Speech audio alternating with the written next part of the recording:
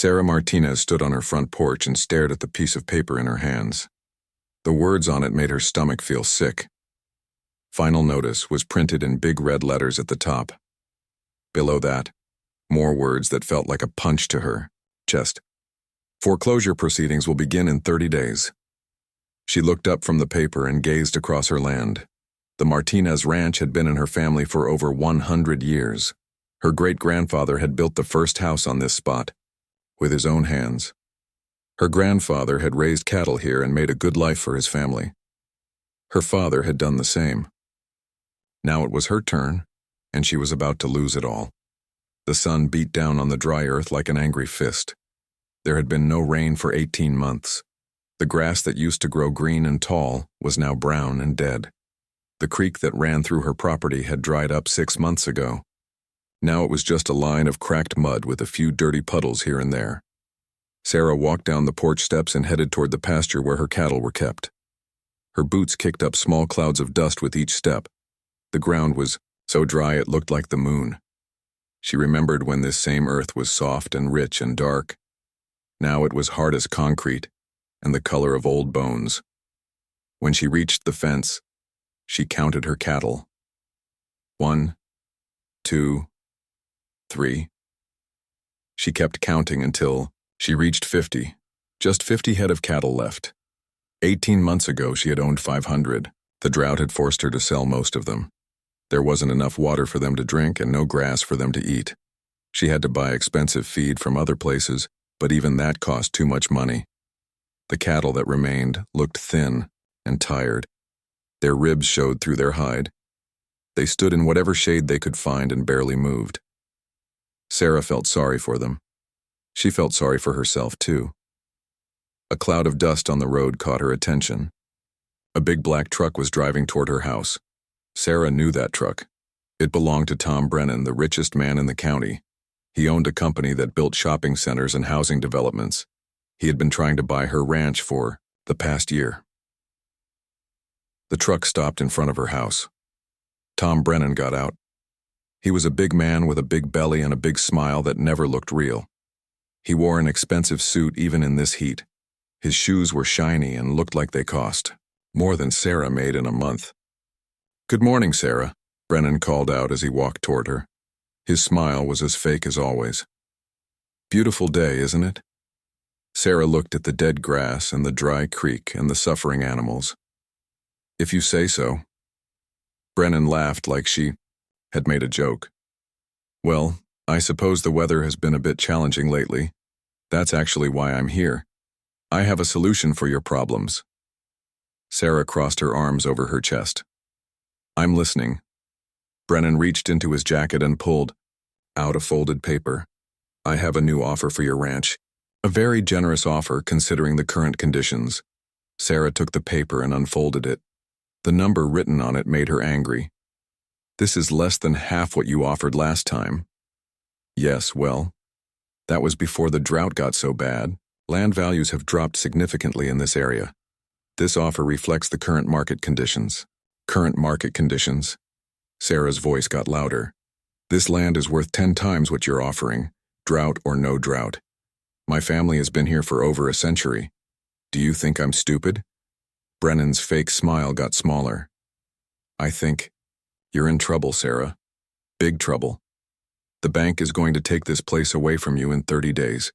I know because I have friends at the bank. When they foreclose, they'll sell it at auction for even less than I'm offering now. You'll get nothing." Sarah felt her face get hot with anger. "Get off my property." Now, let's be reasonable. I'm trying to help you here. You can walk away with some money in your pocket, or you can walk away with nothing. Those are your only choices." "I said get off my property." Brennan folded the paper and put it back in his jacket. His fake smile was completely gone now. "You're making a mistake, Sarah. A big mistake. This drought isn't going to end anytime soon. Your cattle are dying. Your land is worthless. And I won't make this offer again." "Good. I don't want your dirty money." Brennan walked back toward his truck. When he reached the driver's door, he turned around. The look on his face was different now. Colder, meaner. "You know, Sarah, sometimes people who don't want to sell find that life gets even harder for them. Accidents happen, problems come up. It's a shame when that happens to good people. Sarah felt a chill run down her back despite the heat. Are you threatening me? Brennan got into his truck. He rolled down the window and looked at her one more time. I'm just saying that stubborn people often find that their problems multiply. It would be a real shame if something happened to your remaining cattle, or if your water wells suddenly had problems, or if your suppliers decided they didn't want to do business with you anymore. He started the engine and drove away, leaving Sarah standing in a cloud of dust. That evening, Sarah sat at her kitchen table and stared at the foreclosure notice. The house was quiet except for the ticking of the old clock on the wall. She thought about her great-grandfather building this house with his hands. She thought about her grandfather raising cattle and teaching her father everything he knew. She thought about her father teaching her the same things when she was just a little girl. She had learned to ride a horse before she could ride a bicycle. She had learned to care for sick animals and deliver baby calves. She had learned to read. The weather and no windstorms were coming. This ranch was not just her home. It was part of her soul. But now it was slipping away like water through her fingers. The drought had been bad enough. The bank wanting their money made it worse. But Tom Brennan's threats scared her more than anything else. Sarah walked to the window and looked out at her land. The moon was full and bright, casting long shadows across the dry earth. In the distance, she could see her cattle resting for the night. 50 head of cattle, all that was left of her family's legacy. She thought about Brennan's words. Accidents happen, problems come up. What did he mean by that? Would he really try to hurt her cattle? Would he try to damage her property? The look in his eyes when he made those threats told her the answer was yes. Sarah made a decision that night. She would not give up. She would not let Tom Brennan steal her family's ranch. She would fight with everything she had, even if it meant fighting dirty, even if it meant doing things she had never imagined doing before. The drought had taken almost everything from her, but it had also made her harder, stronger, more desperate. And desperate people sometimes do desperate things. Sarah Martinez went to bed that night not knowing that her real problems were just beginning. 3 weeks after Tom Brennan's visit, Sarah's worst fears began to come true.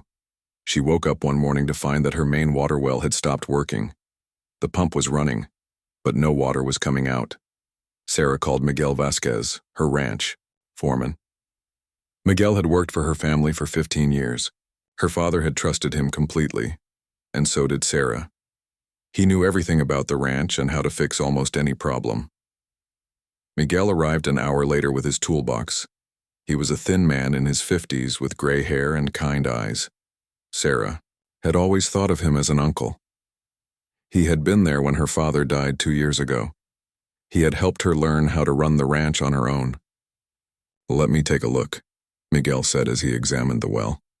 He removed the cover and peered down into the dark hole. After a few minutes, he shook his head.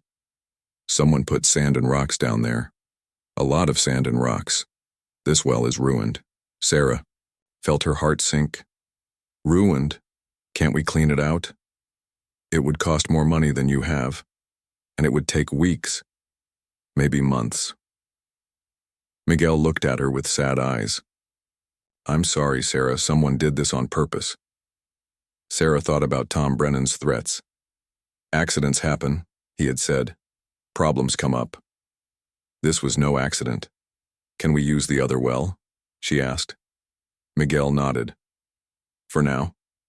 But it's not very deep. And with this drought, the water level is getting lower every day. It won't last long with 50 head of cattle depending on it." That afternoon, Sarah discovered more problems. Her fence along the main road had been cut in 3 places. Some of her cattle had wandered onto the highway. Luckily, no cars had hit them, but the sheriff came to her house with a warning. "You need to keep your animals on your property," Sheriff Davis told her. He was an old friend of her father's, but his voice was stern. "If they cause an accident, you could be sued for everything you own." "Someone cut my fence," Sarah explained. "I'll fix it right away." "You better, and you better figure out who's doing this before someone gets hurt." Sarah spent the rest of the day fixing the fence and rounding up her cattle. By evening, she was exhausted and angry.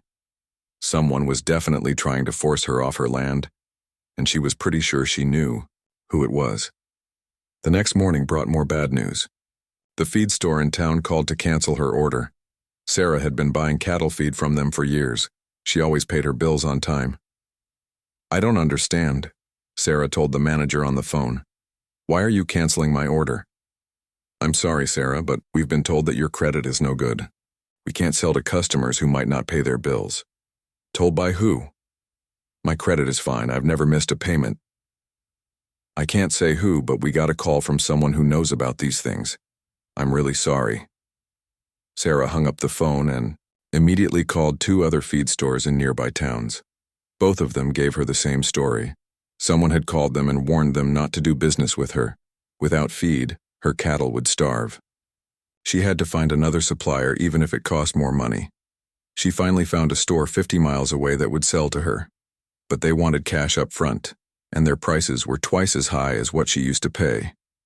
That night, Sarah couldn't sleep. She kept thinking about all the things going wrong: the sabotaged well, the cut fence, the canceled orders. It was too much to be a coincidence. Someone was trying to destroy her ranch piece by piece. She got out of bed and walked to her father's old desk. In the bottom drawer, she found the pistol he used to keep for protection. She had not touched it since he died. Now she took it out and held it in her hands. It was heavier than she remembered. The next few days were a nightmare. Sarah found her cattle scattered across her property every morning. Someone was cutting her fences faster than she could fix them. Her generator stopped working, and when Miguel looked at it, he found sand in the gas tank. "This is getting dangerous," Miguel told her. "Someone is really trying to hurt you. Maybe you should call the police." "And tell them what?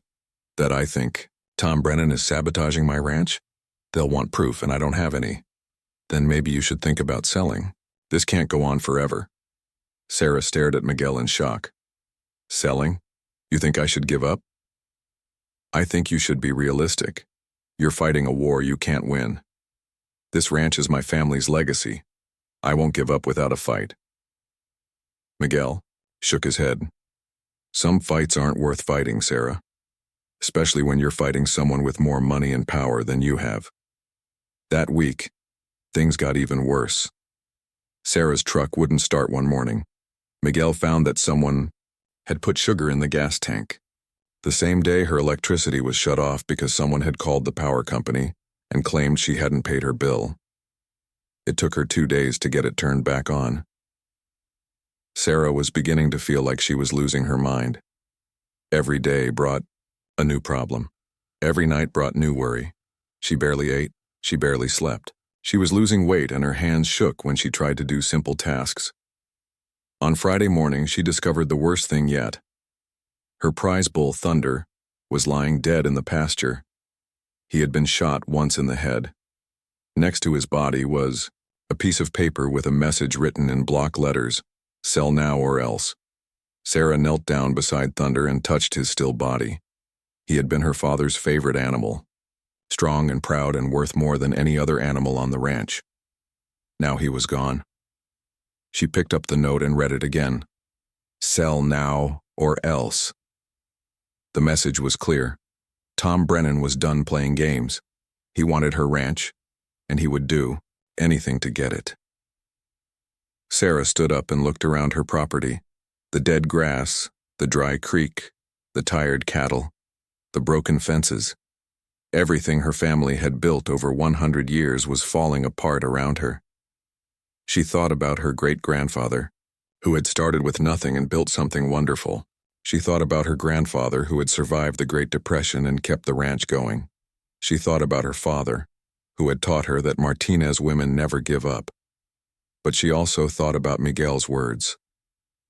Some fights aren't worth fighting. Maybe he was right.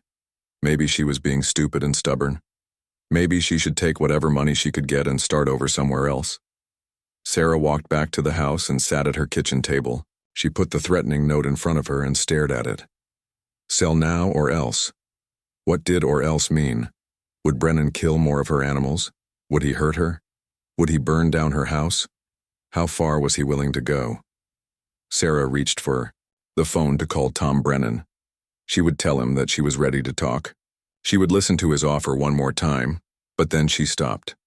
Her hand was halfway to the phone when she saw her father's picture on the wall.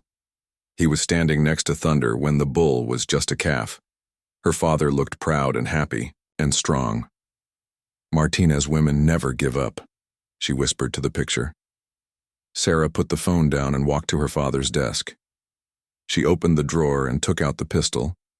This time she also took out a box of bullets. Tom Brennan wanted a war. Well, he was about to get one. Sarah Martinez had not slept in 3 days. Every time she closed her eyes, she saw Thunder lying dead in the pasture. Every time she tried to eat, she thought about the note. Sell now or else. Her hands shook when she poured coffee. Her heart raced when she heard any sound outside. She kept her father's pistol with her at all times now. It was in her belt when she fed the cattle. It was on her nightstand when she tried to sleep. It was in her lap when she sat at the kitchen table and stared at bills she couldn't pay. On Monday morning, Miguel found more cut fences and 2 dead calves near the creek. They had been poisoned. Their bodies were stiff, and their eyes were wide, open, staring at nothing. "This has to stop," Miguel told Sarah. His voice was scared and angry. "They killed babies. What kind of person kills baby animals?" Sarah knelt down beside the dead calves. They were so young, maybe 3 months old. She had watched them being born. She had made sure they were healthy and strong. Now they were gone, killed by someone who wanted to hurt her. "I'm calling the police," Miguel said. "This is murder." "Murder of animals isn't the same as murder of people," Sarah said quietly. "The police will file a report and do nothing, just like they did when Thunder was shot. So what do we do? Just let them kill all your cattle one by one?" Sarah stood up and looked at Miguel. Her eyes were hard and cold. "No, we don't let them do anything anymore." That afternoon, Sarah drove to town. She went to the hardware store and bought rope, duct tape, and a shovel. She went to the gun store and bought more bullets. She went to the pharmacy and bought sleeping pills. The clerk at the pharmacy looked at her with concern. "Are you okay, Sarah? You look tired." "I'm fine," Sarah lied, "just having trouble sleeping." When she got home, Sarah put everything in her truck. She cleaned her father's pistol and loaded it with bullets. She wrote a letter and sealed it in an envelope. On the outside, she wrote Miguel in her careful handwriting. As the sun began to set, Sarah drove toward Tom Brennan's house. It was a huge mansion on the other side of the county. She had never been there before, but everyone knew where the richest man in the county lived. The drive took an hour. Sarah used the time to think about what she was going to do. She was tired of being scared, tired of running, tired of watching everything she loved die piece by piece. Tom Brennan had started this war, but she was going to finish it. Brennan's house sat on top of a hill surrounded by green grass and tall trees. Even in the drought, his lawn was perfect. He had money for water when no one else did. He had money for everything while other people suffered. Sarah parked her truck at the bottom of the hill and walked up the long driveway. The pistol was heavy in her belt. Her heart was pounding so hard she could hear it in her ears. The front door was huge and made of dark wood.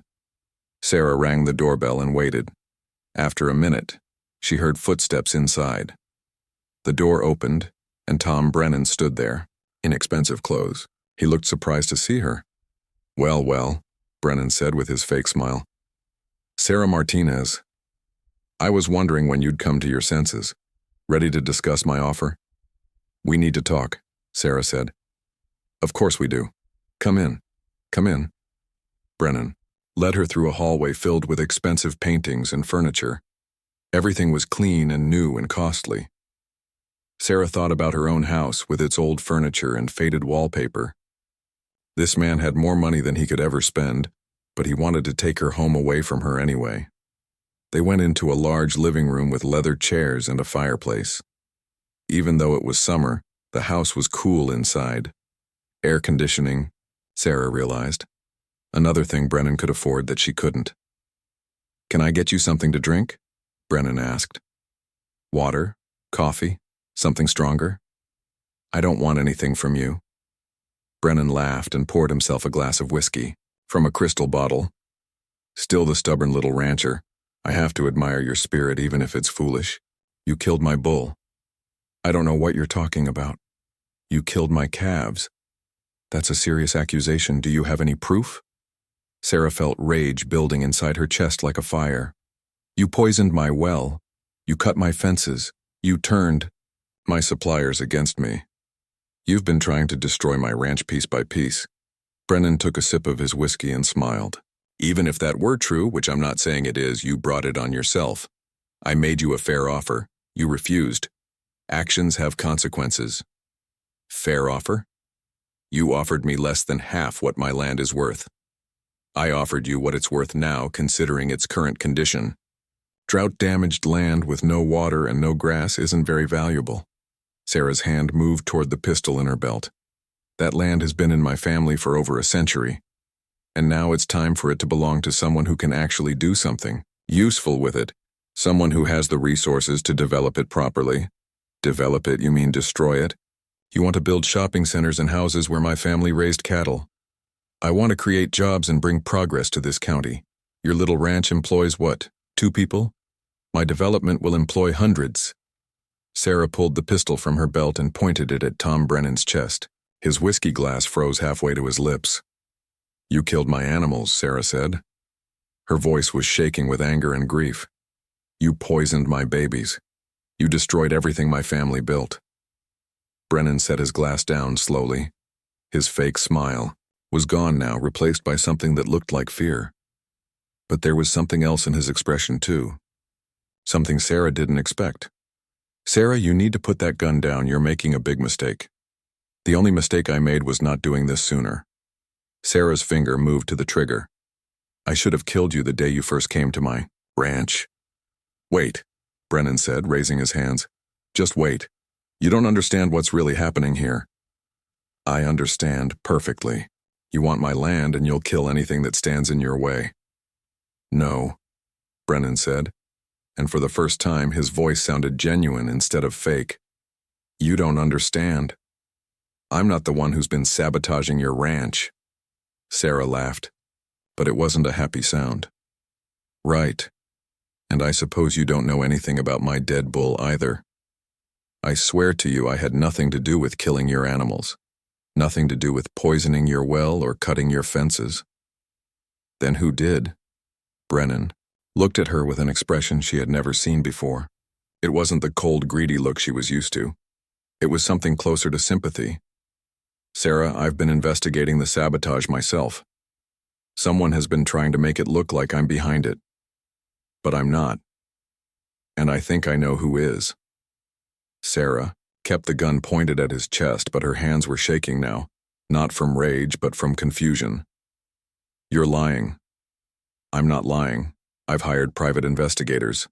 I have surveillance footage. I have documents. Someone close to you has been betraying you from the beginning. That's impossible. Miguel would never— Not Miguel, Brennan interrupted, but someone you trust. Someone who knows everything about your ranch and your finances and your weaknesses. Sarah felt like the room was spinning around her. I don't believe you. Then let me show you the evidence.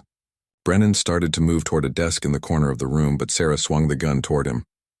Don't move, this could be a trick. It's not a trick. I can prove everything I'm saying, but you have to let me show you. Sarah stared at Tom, Brennan's face. She had seen that fake smile so many times before, but this was different. He looked scared, yes, but he also looked honest. For the first time since she had known him, Tom Brennan looked like he was telling the truth. But if he wasn't behind the sabotage, then who was? Who else had reason to destroy her ranch? Who else wanted her to fail? I swear I'll kill you if I have to, Sarah said, but her voice was less certain now. I know you will, Brennan replied quietly. But first, let me show you who's really been trying to steal your ranch. The truth might shock you more than you can imagine. Sarah Martinez stood in Tom Brennan's expensive living room with a loaded gun pointed at his chest. Her hands were shaking, but not from fear. They were shaking from 18 months of anger, grief, and desperation that had finally reached the breaking point. "I swear I'll kill you if I have to," she said again, her voice barely above a whisper. The words felt strange in her mouth. She had never threatened to kill anyone before, but then again, no one had ever tried to destroy her entire life before. Tom Brennan raised his hands slowly above his head. He was a big man, but the gun made him look small and helpless. His face was pale, and sweat was beginning to form on his forehead despite the cool air conditioning. "Sarah, please," he said carefully. "Just listen to me for 5 minutes. That's all I ask. 5 minutes, and then if you still want to shoot me, I won't try to stop you. Why should I listen to anything you say? You're a liar and a killer. Because if you shoot me, you'll never know the truth, and the real person who's been destroying your ranch will get away with it." Sarah kept the gun trained on Brennan's chest, but something in his voice made her pause. He didn't sound like the smooth, confident businessman who had been pressuring her to sell. He sounded genuinely frightened, but also genuinely sincere. "You have 2 minutes," she said. "Talk fast." Brennan lowered his hands slightly but kept them where Sarah could see them. "3 weeks ago, I hired a private investigator to look into the problems at your ranch. Why would you do that?" "Because I was getting blamed for things I didn't do. My business reputation was being damaged. People were starting to think I was some kind of monster who goes around killing cattle and poisoning wells." Sarah almost laughed. "Aren't you?" "No, I'm not. I'm a businessman, Sarah. Sometimes a ruthless businessman, I'll admit. But I'm not a criminal. I don't break the law, and I don't hurt innocent animals." "Then explain the threats you made to me." Brennan looked uncomfortable. "I was trying to pressure you to sell. I thought if I made you think I might cause problems for you, you'd take my offer more seriously. It was wrong of me to do that, and I'm sorry, but I never actually did any of those things." Sarah studied his face. She had been angry for so long that it was hard to think clearly. But something about his manner was different now. The fake smile was gone. The arrogant confidence was gone. He looked like a man telling the truth. "Even if I believe you," Sarah said, "which I don't, that doesn't explain who's been sabotaging my ranch. That's what the private investigator was supposed to find out. And he did find out. Sarah, you're not going to like what I have to tell. You would just tell me." Brennan moved slowly toward his desk. Sarah tensed and raised the gun higher. "I'm just getting the file," Brennan said. "The evidence is all right here." He opened a drawer and pulled out a thick manila folder. Inside were photographs, documents, and what looked like surveillance reports. "Your ranch foreman, Miguel Vasquez, has been working with a development company called Desert Vista Properties," Brennan said. "They're my biggest competitor. They've been paying him to sabotage your ranch and make it look like I was behind it." Sarah felt like she had been punched in the stomach. "That's impossible. Miguel has worked for my family for 15 years. He loved my father. He would never betray us." "Look at the pictures." Brennan held up a photograph. It showed Miguel talking to a man in a suit beside a black car. The license plate was clearly visible. That car belongs to David Chen, the owner of Desert Vista Properties. This picture was taken 4 days ago at a diner in Riverside. Sarah stared at the photograph. It definitely looked like Miguel, but the picture was taken from far away. "It could have been anyone. One picture doesn't prove anything," she said. Brennan showed her another photograph. This one showed Miguel accepting an envelope from the same man.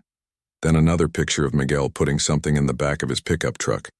And another of Miguel near Sarah's water well late at night. "The investigator has been following Miguel for 2 weeks, Brennan explained. "He's documented everything, the meetings with Desert Vista Properties, the payments, the sabotage." Sarah's gun hand was shaking worse now, but not from anger, from shock and disbelief. Why would Miguel do this? What does he have to gain? Money, for one thing. Desert Vista has been paying him $5,000 a month for information about your ranch, but there's more. Look at this. Brennan showed her a legal document. It was complicated and full of terms Sarah didn't understand, but she could make out the important parts. It was a contract that would make Miguel Vasquez a part owner of whatever development was built on her land. He's not just being paid to sabotage your ranch, Brennan said. He's being promised a piece of the profits when you lose it and Desert Vista buys it at auction. Sarah felt sick to her stomach. Miguel was like family to her. When her father died, Miguel had held her while she cried. He had promised to help her keep the ranch going. He had been there for every crisis, every problem, every difficult decision. I don't believe it, she whispered. There's more evidence. Bank records showing the payments from Desert Vista to Miguel's account. Phone records showing dozens of calls between Miguel and David Chen. Even audio recordings of their conversations. Brennan reached into the folder and pulled out a small tape recorder. The investigator was able to record this conversation yesterday. He pressed the play button. Miguel's voice filled the room, speaking to someone on the phone. The well sabotage worked perfectly. She thinks Brennan did it. The dead bull really pushed her over the edge. She's desperate now. Probably won't last another week before she gives up. Then another voice, one Sarah didn't recognize. Good work, Miguel. Keep the pressure on. We want her completely broken before the foreclosure proceedings begin. Don't worry about that. I know Sarah better than anyone. I know exactly which buttons to push. Her father always said she was too emotional to run a ranch. He was right. Sarah felt tears running down her cheeks. The gun in her hand suddenly felt incredibly heavy. Miguel's voice continued on the recording, but she couldn't listen to any more of it. Turn it off, she said. Brennan stopped the recording. Sarah, I'm sorry. I know this must be devastating. Sarah lowered the gun and sat down heavily in one of Brennan's expensive leather chairs. She felt like her whole world had just collapsed around her. Everything she thought she knew was wrong. The person she trusted most had been betraying her from the beginning. How long? She asked quietly. How long what? How long has he been working against me? Brennan consulted the file. The first payment from Desert Vista to Miguel's account was made 14 months ago, right after the drought started getting really bad. 14 months. Almost from the beginning of her troubles, Miguel had been making them worse. Every time she had confided in him about her fears and problems, he had been reporting back to her enemies. Every time she had asked his advice, he had been steering her toward failure. The poisoned calves, Sarah said. He found them. He was with me when we discovered them. He probably poisoned them himself and then made sure he was the one to find them with you. That way he could see your reaction and report back on how much damage he was causing. Sarah thought about all the times Miguel had seemed so concerned about her problems. All the times he had suggested she should consider selling the ranch. All the times he had been there to comfort her when something went wrong. He had been playing a role like an actor in a movie. Why? She asked. Why would he do this to my family? Money is a powerful motivator, but there might be more to it than that. Maybe he was tired of working for other people. Maybe he wanted to be an owner instead of just a hired hand. Sarah stood up and began pacing around the room. The gun was still in her hand, but she had forgotten about it. Her mind was racing, trying to process everything she had learned. What am I supposed to do now? She asked. Even if I could prove all this, it's too late. The bank is foreclosing in a week. My cattle are dying, my ranch is falling apart. Actually, Brennan said carefully, there might be a way to save your ranch. But it would require you to trust me. And after everything that's happened, I understand if you can't do that. Sarah looked at Tom Brennan with new eyes. He wasn't the villain she had thought he was. He was just a businessman who had been trying to take advantage of her troubles, but he hadn't created those troubles. Miguel had done that. Miguel and Desert Vista Properties. What are you suggesting? She asked. I'm suggesting we work together to stop the real criminals. And maybe, just maybe, we can save your ranch in the process.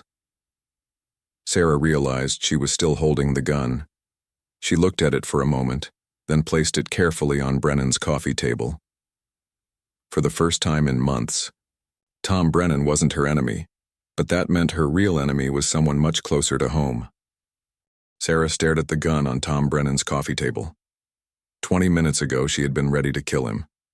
Now she felt like she didn't know anything about anything anymore.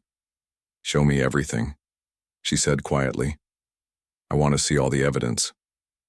Brennan sat down across from her and opened the thick file, I know this is hard to accept. Miguel has been part of your family for 15 years. He was at my father's funeral, Sarah said, her voice barely a whisper. He cried. He told me that my father was like a brother to him.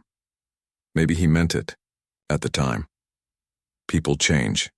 Money changes people. Brennan spread photographs across the coffee table. There were dozens of them, taken over several weeks. They showed Miguel meeting with the same man in different locations. A restaurant, a parking lot, a hotel lobby. This is David Chen, Brennan explained, pointing to the man in the suit. He owns Desert Vista Properties. They specialize in buying distressed properties and developing them quickly. Sarah picked up one of the photographs. In it, Miguel was handing Chen a manila envelope. What's in the envelope?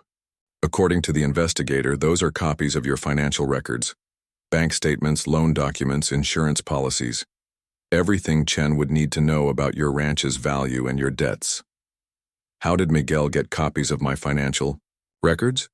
He's your ranch foreman. You trusted him with everything. Did you ever ask him to handle banking for you? Pick up papers from your lawyer or accountant? Sarah thought back over the past months. Yes, she had asked Miguel to do those things many times. When she was busy with the cattle or too upset to deal with business matters, Miguel had offered to help. She had been grateful for his assistance. He had access to everything, she realized. Not just access. He knew your routines, your weaknesses, your fears. He knew exactly how to hurt you in ways that would cause the most damage. Brennan showed her more photographs. Miguel near her water well at night. Miguel cutting fence wire. Miguel pouring something into a water trough where her cattle drank. The investigator caught him poisoning your water supply, Brennan said. That's what killed your calves. Sarah felt sick again. Those baby calves had suffered and died because someone she loved and trusted had poisoned them. How could he do that? He delivered some of those calves. He helped them take their first breaths. I don't know. Maybe he convinced himself it was necessary. Maybe he thought you'd be better off selling the ranch and starting over somewhere else. Or maybe he just didn't care about anything except money. Brennan pulled out a stack of bank statements. These show payments from Desert Vista Properties to Miguel's personal account. $5,000 a month for the past 14 months. That's $70,000 total. Sarah looked at the numbers on the statements. $70,000 was more than Miguel made in 2 years working for her family. No wonder he had been willing to betray them. But there's something else, Brennan continued. Something that makes this even worse. He showed her a legal contract.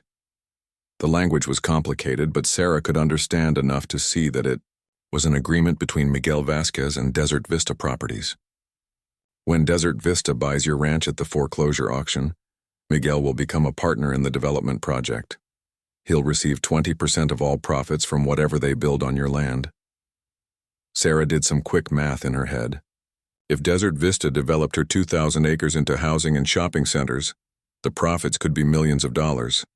Miguel's share would make him rich. He's not just destroying my ranch for monthly payments, she said. He's destroying it so he can own part of it himself. Exactly. He's been planning to steal your family's legacy and make himself wealthy in the process. Sarah felt a new kind of anger building inside her. It was different from the rage she had felt toward Brennan. This was deeper and more personal. Brennan had been a stranger trying to take advantage of her troubles. But Miguel had been family, and he had betrayed that trust in the worst possible way. There's more, Brennan said softly. The investigator also discovered that Miguel has been spreading rumors about you around town. What kind of rumors? That you're unstable, that you're drinking too much, that you're not capable of running the ranch. He's been telling people that your father made a mistake leaving the ranch to you instead of selling it before he died. Sarah thought about some of the strange looks she had been getting in town lately. The way people whispered when she walked by. The way some of her father's old friends seemed to avoid her. She had assumed they felt sorry for her because of her troubles. But maybe they had been listening to Miguel's lies. He's been destroying my reputation along with everything else. It gets worse. Look at this. Brennan showed her a series of emails printed on paper. They were between Miguel and David Chen, discussing Sarah's mental state and behavior. Miguel has been keeping detailed notes about everything you say and do. He's been documenting your reactions to each act of sabotage. Chen wanted to know how close you were to giving up. Sarah read some of the emails. Miguel described her as increasingly desperate and irrational. He wrote that she was emotionally unstable, just like her father said. He predicted that she would break completely within 2 weeks. He's been studying me like a bug under, a microscope, Sarah said, watching me suffer and taking notes about it. The worst part is this email from last week. Brennan pointed to a message from Miguel to Chen. In it, Miguel wrote, Sarah is starting to suspect something. She asked me if I thought someone was sabotaging the ranch. I told her she was being paranoid, but I think we need to accelerate the timeline. I recommend one final blow that will push her over the edge. Maybe something involving her remaining cattle. Sarah's hand started shaking again. He was planning to kill more of my animals, or all of them. Whatever it took to break you completely. Sarah stood up and walked to the window. Outside, Brennan's perfect lawn stretched down the hill. Even in the drought, it was green and beautiful. He had money for water while her cattle died of thirst. But at least he wasn't pretending to be her friend while he destroyed her life. What about the threatening note? She asked. The one that said, sell now or else. Miguel probably wrote it himself. He was the one who found your bull's body, right? He could have easily placed the note there before he called you. Sarah closed her eyes and tried to remember that morning. Miguel had arrived at her house early, saying he needed to check on the cattle. 20 minutes later, he had come running back to tell her about Thunder. She had been so upset about her bull that she hadn't questioned why Miguel happened to be in that exact part of the pasture, at that exact time. He killed Thunder, she whispered. Almost certainly. And he made sure he was the one to find the body with you so he could see how much it hurt you. Sarah felt tears on her cheeks again. Thunder had been her father's pride and joy. Miguel knew how much that bull meant to her family. He had killed Thunder not just to hurt her financially, but to hurt her emotionally. 15 years, Sarah said. He worked for my family for 15 years. He was there when I was learning to ride horses. He taught me how to deliver calves. He was like an uncle to me. Maybe that made it easier for him, Brennan suggested. He knew exactly how to hurt you because he knew you so well. Sarah turned back to face Brennan. Why are you showing me all this? What do you want in return? I want to stop Desert Vista. Properties from stealing your ranch. They've been trying to make me look like the villain so they could swoop in and buy your land at auction. They've damaged my reputation and hurt my business. I want them to pay for that. And how do we stop them? The foreclosure is still going to happen. My ranch is still falling apart. Miguel has already done most of his damage. We gather more evidence. We expose the conspiracy. We get Miguel and David Chen arrested for fraud, sabotage, and animal cruelty. And we find a way to save your ranch in the process. Sarah looked at the evidence spread across Brennan's coffee table. Photographs, bank records, emails, audio recordings. It was overwhelming, but it was also proof that she wasn't crazy or incompetent. Her troubles hadn't been caused by bad luck or poor management. They had been caused by deliberate sabotage. How? Do we get more evidence? She asked. We set a trap. We make Miguel think he's winning, and we catch him in the act of committing more crimes. That sounds dangerous.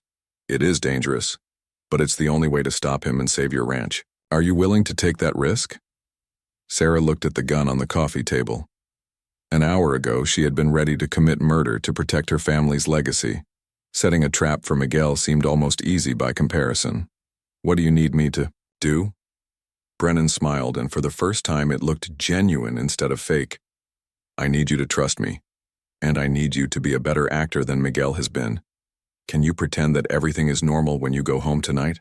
Can you look Miguel in the eye and act like you still consider him family? Sarah thought about Miguel's kind eyes and gentle voice. She thought about all the times he had comforted her when she was upset. She thought about how he had held her when she cried over her father's grave. All of it had been an act. All of it had been lies. Yes, she said firmly. I can do that. And when we catch him, I want to be there to see his face when he realizes he's been exposed. The drive back to her ranch was the longest hour of Sarah's life. She kept thinking about everything Tom Brennan had shown her. The photographs of Miguel meeting with David Chen, the bank records showing payments for his betrayal, the emails, where he wrote about her like she was some kind of experiment. But the hardest part was knowing she had to pretend nothing had changed. When she saw Miguel, she had to smile and act like he was still the man she trusted more than anyone else in the world. She had to hide the fact that she now knew he was the one who had killed her animals and destroyed her ranch. Sarah parked her truck and walked toward the house. Miguel's pickup was in the driveway, which meant he was still working somewhere on the property. She wondered what new sabotage he might be planning. What new way to hurt her he might be thinking about. She found him in the barn, fixing a broken water pipe. At least that's what it looked like he was doing. Now Sarah wondered if he was actually breaking it so he could pretend to fix it later. "There, you are," Miguel said with his usual warm smile. "I was wondering where you went. This pipe burst this afternoon. Lucky I was here to catch it before it flooded the whole barn." Sarah looked at Miguel's kind face and gentle eyes. A few hours ago, she would have been grateful for his help. Now she wondered if he had broken the pipe himself. "Thank you," she said, trying to keep her voice normal. "What would I do without you?" "You'll never have to find out," Miguel replied. "I'll always be here to help you, Sarah. Just like I promised, your father." The words hit Sarah like a punch to the stomach. Miguel had stood at her father's grave and promised to take care of her. He had sworn to protect the ranch and keep the Martinez family legacy alive. And all the while, he had been planning to destroy everything her family had built. "I went to see Tom Brennan today," Sarah said, watching Miguel's face carefully. Miguel's expression didn't change, but Sarah noticed that his hand stopped moving on the pipe. "Oh? What did he want?" "He made another offer for the ranch. A better one this time." Now Miguel did react. He set down his wrench and looked at Sarah with concern. "How much better?" "A lot better. Almost double his last offer." Miguel was quiet for a moment. Sarah could see him thinking, probably wondering why Brennan would suddenly offer more money when the ranch was in worse shape than ever. "That's strange," Miguel said finally. "Why would he increase his offer when your situation has gotten worse?" "I don't know. Maybe he really wants this land. Or maybe it's a trick. Maybe he's trying to take advantage of you when you're desperate." Sarah almost laughed at the irony. Miguel was warning her about someone taking advantage of her desperation, while he was the one who had created that desperation in the first place. "What do you think I should do?" Sarah asked. "I think you should be very careful. Brennan is not your friend. He's a businessman who only cares about making money. If he's offering you more money, it's because he thinks he can make even more money from your land. But if I don't sell, I'll lose everything anyway. The foreclosure is in 5 days. Miguel put his hand on Sarah's shoulder. His touch made her skin crawl, but she forced herself not to pull away. "I know things look bad right now," Miguel said softly. "But maybe losing the ranch wouldn't be the worst thing.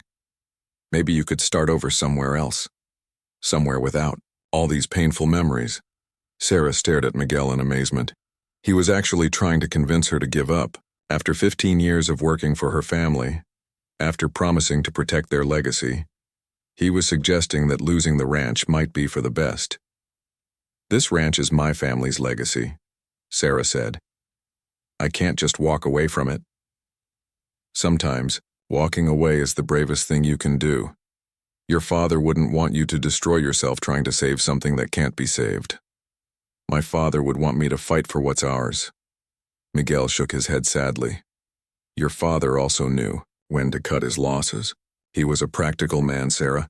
He would tell you to take Brennan's money and start fresh." Sarah felt anger building inside her chest, but she forced herself to stay calm. "Maybe you're right. Maybe I should think about it. That's all I'm asking. Just think about it. You don't have to decide tonight." Miguel went back to working on the pipe and Sarah walked toward the house. But as she reached the door, Miguel called after her. "Sarah, I want you to know that whatever you decide, I'll support you. If you want to sell the ranch, I'll help you get the best deal possible. If you want to keep fighting, I'll fight alongside you until the very end." Sarah turned and looked at Miguel. He sounded so sincere, so caring. If she didn't know the truth about him, she would have been touched by his loyalty. "Thank you, Miguel. That means everything to me." That night, Sarah couldn't sleep. She kept thinking about Miguel's words. He had seemed almost eager for her to sell the ranch. Now she understood why. The sooner she sold, the sooner he could become a partner in Desert Vista's development project. At midnight, her phone rang. It was Tom Brennan. "How did it go?" he asked. He didn't suspect anything. "But Tom, this is even worse than we thought. He's actively trying to convince me to sell the ranch. He's not just sabotaging it anymore. He's trying to manipulate me into giving up. That's because the foreclosure is only 5 days away. He needs you to sell before then, or Desert Vista won't be able to buy the ranch at auction." "What do you mean?" "If you fight the foreclosure and lose, the bank will auction your ranch to the highest bidder. Desert Vista would have to compete with other buyers, and they might not get it. But if you sell voluntarily, they can buy it directly from you for whatever price you agree to." Sarah understood now. Miguel wasn't just trying to destroy her ranch. He was trying to manipulate her into selling it directly to his secret partners. "What's our next move?" she asked. "Tomorrow I want you to tell Miguel that you've decided to take my offer. Tell him you want to sell the ranch as quickly as possible. See how he reacts." "And then what?" "Then we spring our trap. My investigator will be watching everything. We'll catch Miguel in the act of betraying you one more time. But this time, we'll have witnesses and video evidence.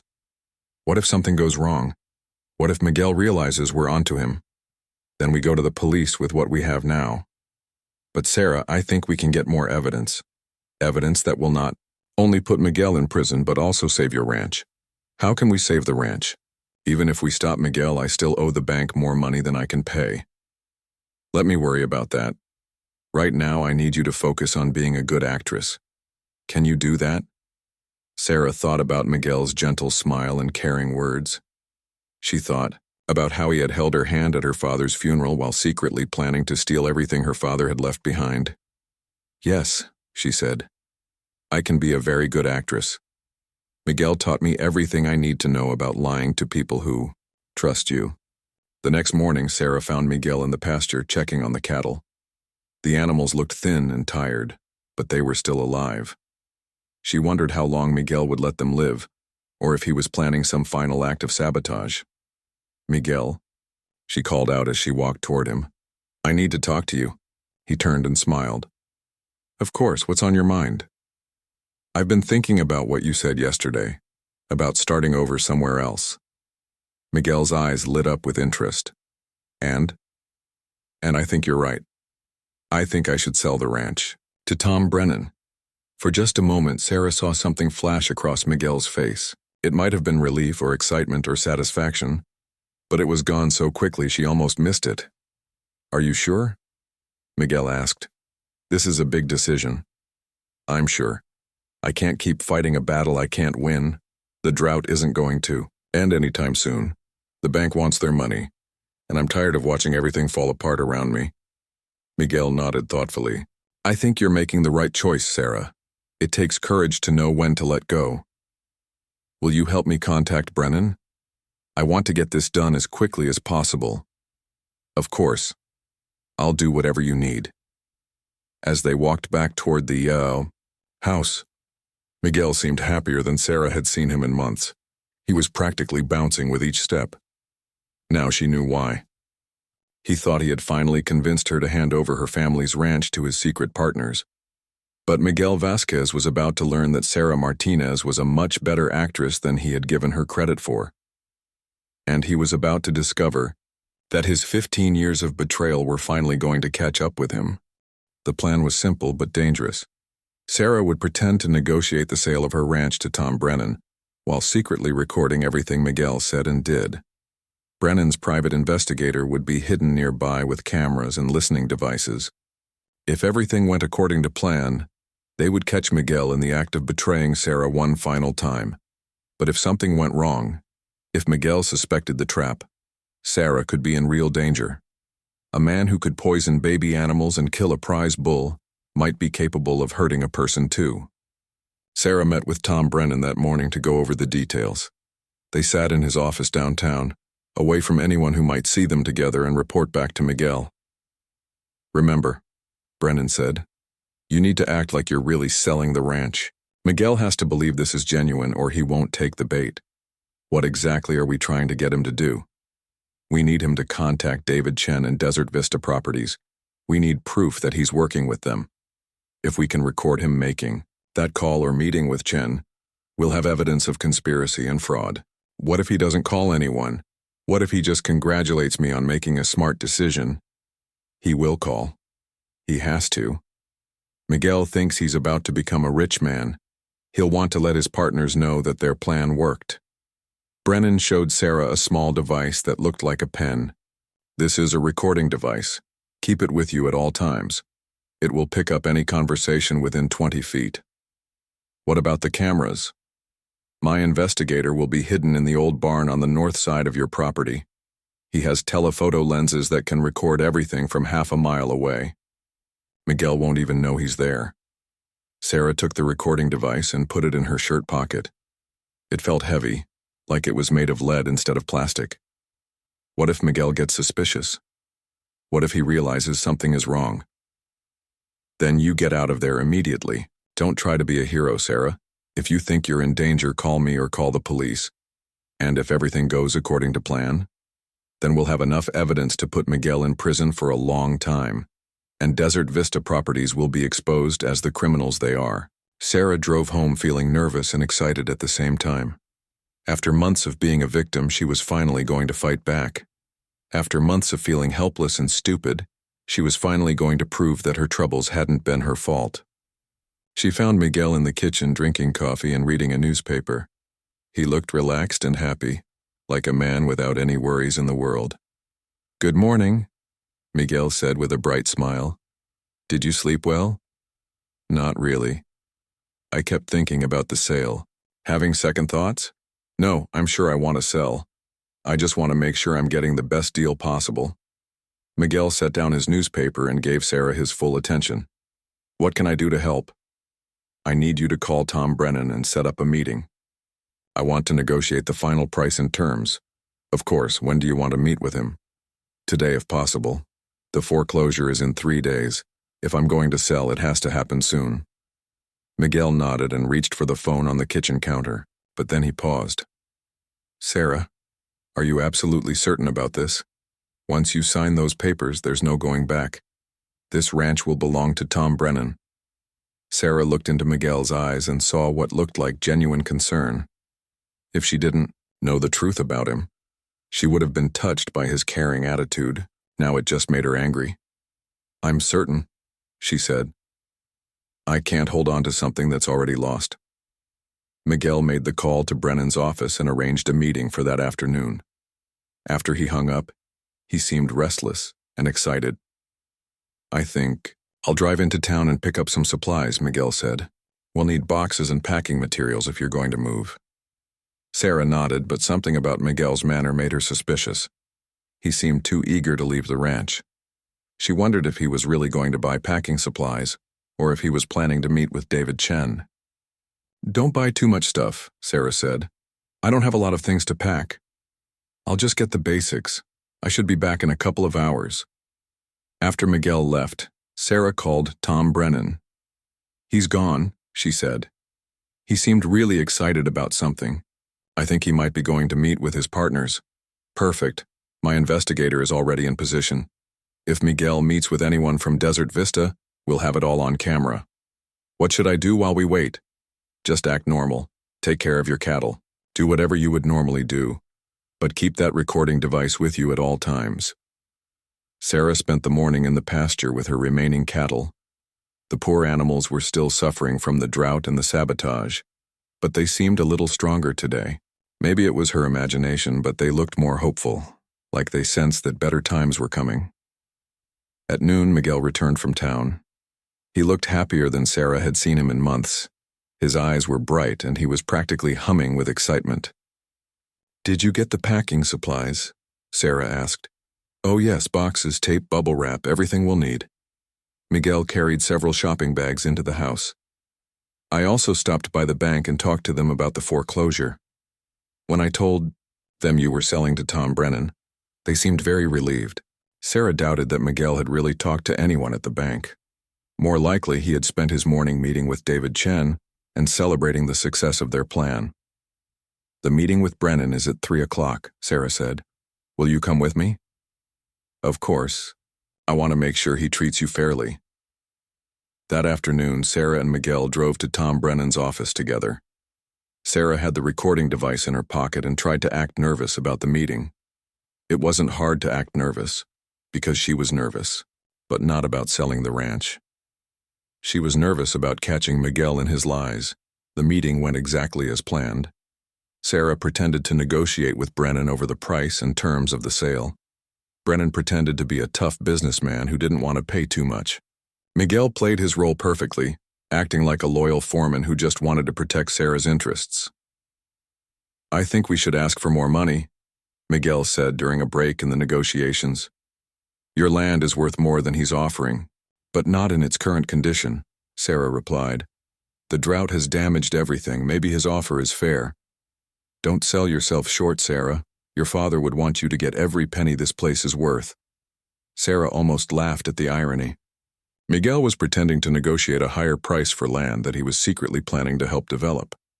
He knew that Desert Vista would make millions from her ranch, so paying a few $1,000s more wouldn't hurt their profits.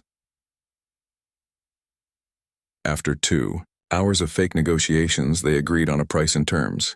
Brennan said he would have the contracts drawn up by his lawyers and ready to sign the next day. Congratulations, Sarah, Miguel said as they drove home. You made the right decision. Your father would be proud of you. I hope so. I keep wondering if I'm making a terrible mistake. You're not. Sometimes the bravest thing you can do is let go of something that's causing you pain. That evening, Sarah pretended to go to bed early, but she actually hid in her father's old office with the lights off.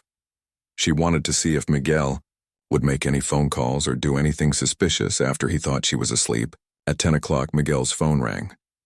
Sarah could hear his voice through the thin walls of the old house. It worked perfectly, Miguel said to whoever was on the other end. She's going to sign the contracts tomorrow. Brennan offered her $400,000, but she could have gotten twice that if she knew what she was doing. Sarah pressed the recording device closer to the wall to make sure it picked up every word.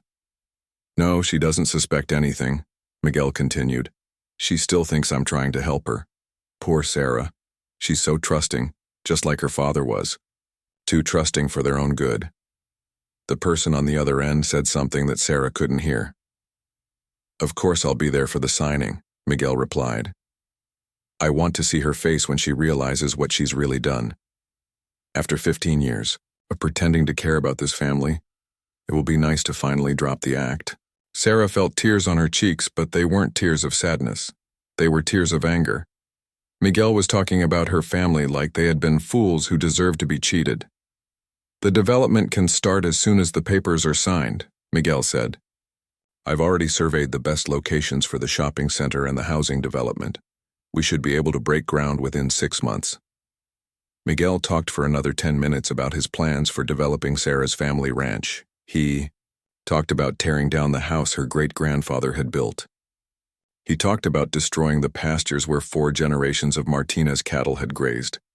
He talked about it all like it was just business, like the Martinez family legacy meant nothing. When Miguel finally ended the call, Sarah crept back to her room. She had everything she needed now. Miguel's confession had been recorded. His betrayal had been proven beyond any doubt. Tomorrow, Miguel Vasquez would discover that Sarah Martinez was not as trusting and helpless as he thought she was. Tomorrow, he would learn that his 15 years of deception were finally going to catch up with him. And tomorrow, Sarah would finally get the justice her family deserved. The morning of the contract signing dawned clear and hot.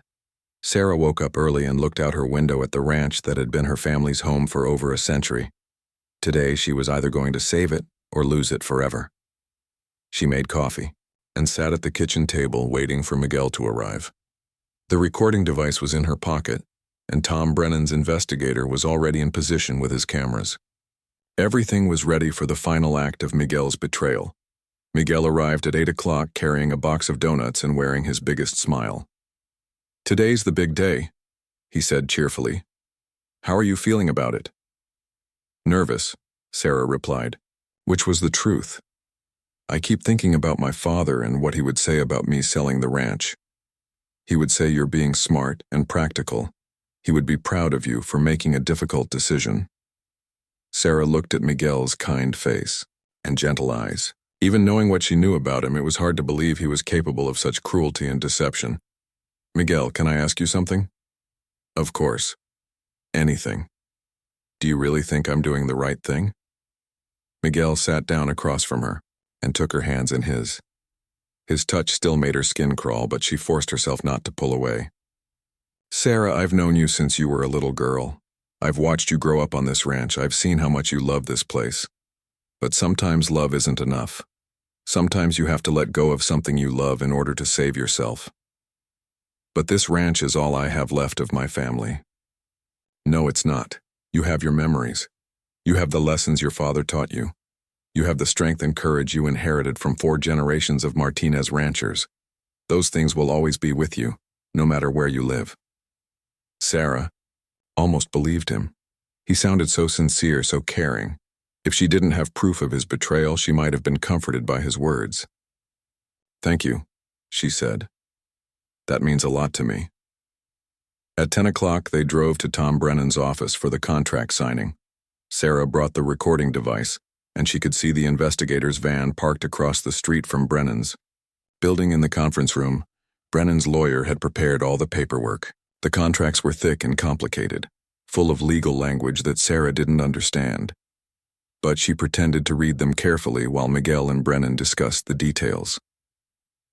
Everything looks good, Miguel said after reviewing the contracts. Sarah, I think you should sign these. Are you sure? This feels so final. It is final. But it's also the beginning of a new chapter in your life. Sarah picked up the pen and held it over the signature line. This was the moment Miguel had been working toward for over a year. This was when he thought he was finally going to win. Actually, Sarah said, setting the pen down, I've changed my mind. The room went silent. Miguel's face went pale. Changed. Your mind about what? He asked. I've changed my mind about selling the ranch. I don't want to do it. Miguel looked panicked. Sarah, you can't back out now. The contracts are already prepared. Mr. Brennan has been very generous with his offer. I know, but I just can't do it.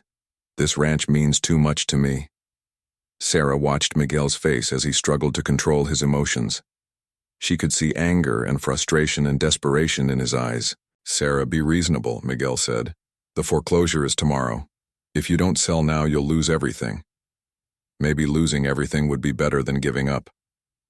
That's crazy talk. You're not thinking clearly. For the first time, Miguel's mask was slipping. His voice was getting harder and less patient. The gentle, caring man was disappearing, replaced by someone Sarah barely recognized. Miguel, are you okay? Sarah asked innocently. You seem upset. I'm not upset.